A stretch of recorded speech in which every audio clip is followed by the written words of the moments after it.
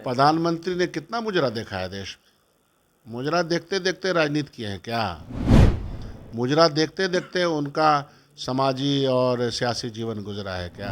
हाँ, तो लड्डू हम लोग भिजवा देंगे, उनको सीधे गुजरात भिजवाएंगे। नमस्कार, आप देख रहे हैं फर्स्ट बिहार। मैं हूं आपके साथ शैलेंद्र कुमार। छठे चरण का चुनाव समाप्त हुआ।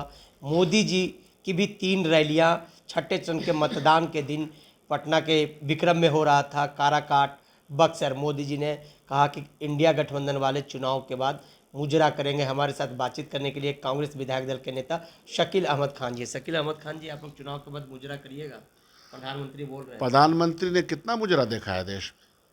मुजरा देखते देखते राजनीति किए हैं क्या? मुजरा देखते देखते उनका समाजी और सियासी जीवन गुजरा है क्या? कौन सी भाषा बोल रहे हैं? हार रहे हैं तो स्वीकार कीजिए। उनकी विचारधारा ने इस देश में जिस तरह का वातावरण पैदा किया है, आर्थिक नीतियों में कमज़ोर पड़ गए, देश के युवाओं को नौकरी रोज़गार नहीं दे पाए, देश के महिलाओं को सम्मान नहीं दे पाए, देश के किसानों को राहत नहीं दे पाए। ये सारे वादा उनके थे। और सिलेंडर और डीजल और पेट्रोल की महंगाई तो बात छोड़ दीजिए, सब्जी तरकारी पर आफत आ गया आम आदमी के ऊपर। ये सब ना मुद्दा है। मुजरा मुद्दा है, अवतरित हो गए हैं, ये मुद्दा है। ये प्रधानमंत्री जी का मुद्दा होता है। कोई बोल रहे हैं कि ये मंगलसूत्र को छीन लेगा, कोई जो सो जानवर बांधा हुआ एक ठो लेके चला जाएगा। अरे आप सीधा सीधी कहिए कि मैं प्रधानमंत्री 10 साल से रहा हूँ, मैंने देश के सामने एजेंडा रखा है।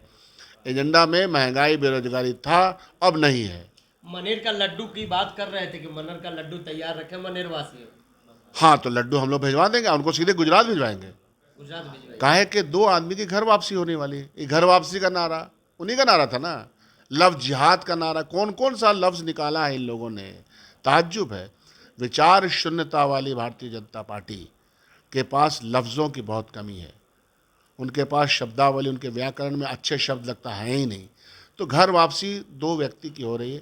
प्रधानमंत्री जी, माननीय प्रधानमंत्री जी और माननीय गृह मंत्री जी की गुजरात घर वापसी हो जाएगी। 400 सीट जीत रहे हैं बराबर। बीजेपी वाले कह रहे हैं, मोदी जी भी कह अरे रहे हैं, भाई, ये शाह भी कह रहे हैं। सरकार 272 में बनती है, वहाँ तक पहुँचते पहुँचते तो हालत ख़राब है। 400 पार का उनका वादा असल में डीजल पेट्रोल की कीमत को बढ़ाने का था। और 22 लोगों को जो खरबपति बना है, हो सकता है कि कुछ और लोग खरबपति बनाए। राहुल गांधी जी ने क्या कहा, ये बात समझने वाली है कि उन्होंने 22 आदमी को खरबपति बनाया है, हम लाखों लोगों को लखपति बनाएंगे। ये है फिलॉसफी, ये है कमिटमेंट। 7वें चरण में राहुल गांधी और कांग्रेस के राष्ट्रीय अध्यक्ष मल्लिकार्जुन खड़गे पटना आ रहे हैं। आज उसकी ही लेकर क्या तैयारियां? आज मल्लिका जी खड़गे जी आ रहे हैं। कल मैं गया था मोहिनिया, पूरी तैयारी। सासाराम सीट बहुत अच्छी सीट है, उसको जीतेंगे। पूरी तैयारी से उनका स्वागत वहाँ हो रहा है, उनके भाषण से लाभ लोग लेंगे। और मल्लिकार्जुन खड़गे जी दलितों और मजलूमों की पूरे देश में बहुत बड़ी आवाज़ है। 50 साल का उनका राजनीतिक इतिहास इन्हीं सब समाज के लिए लड़ते हुए, पार्लियामेंट के अंदर, पार्लियामेंट के बाहर, असेंबली के अंदर, असेंबली के बाहर, किसी भी पद पे रहें, बड़े बड़े पद पे रहें, तो इनकी आवाज़ बन के वो उभरे हैं। और वो यहाँ पटना में भी आ रहे हैं, श्री कृष्ण मेमोरियल हॉल में 4 बजे।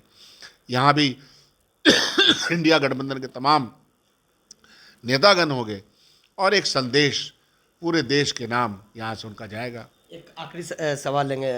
असम के मुख्यमंत्री हेमंता बिस्वा शर्मा आए थे, बिहार दौरे पर थे। उन्होंने साफ साफ कहा कि इंडिया गठबंधन वाले के पास जो संविधान है वो लाल डायरी चाइना से आया है। क्या हम तो जानते हैं कि संविधान नीले कलर का होता है। अच्छा, तो उनको नीला, पीला, लाल, हरा, ब्लू यही सब बोलेंगे? उनसे और क्या उम्मीदें की जा सकती हैं?